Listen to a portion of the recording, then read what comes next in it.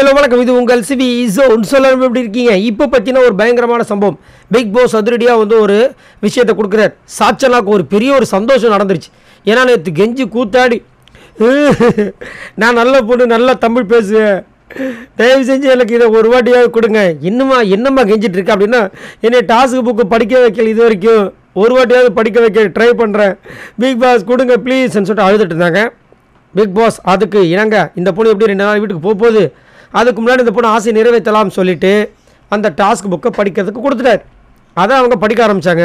அதில் பார்த்தீங்கன்னா நண்டு அவங்க தான் ஸ்பான்சர்ஷிப், பயங்கரமான ஒரு ஸ்பான்சர்ஷிப்பில் இருக்காங்க.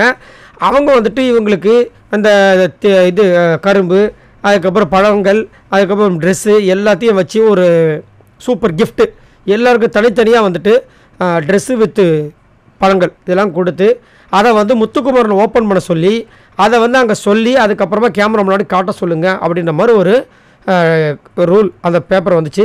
அதை வந்து இவங்க படித்தாங்க. படித்ததுக்கப்புறம் முத்துக்குமரன் வந்தார். வந்து அவரோட அந்த தனி ஸ்டைலில் வந்து அழகாக வந்து பொங்கல் வாழ்த்தை வந்து எல்லாருக்கும் கொடுத்துட்டு அங்கே இருக்கிற கண்டஸ்டன்ஸ் கொடுத்துட்டு அந்த இதை பிரித்து பார்க்கும்போது உள்ளே பார்த்தீங்கன்னா பழங்க, அதுக்கப்புறம் முக்கியமாக கரும்பு, அப்புறம் சூப்பரான ட்ரெடிஷ்னல் ட்ரெஸ்ஸு எல்லாமே அதில் இருக்குது.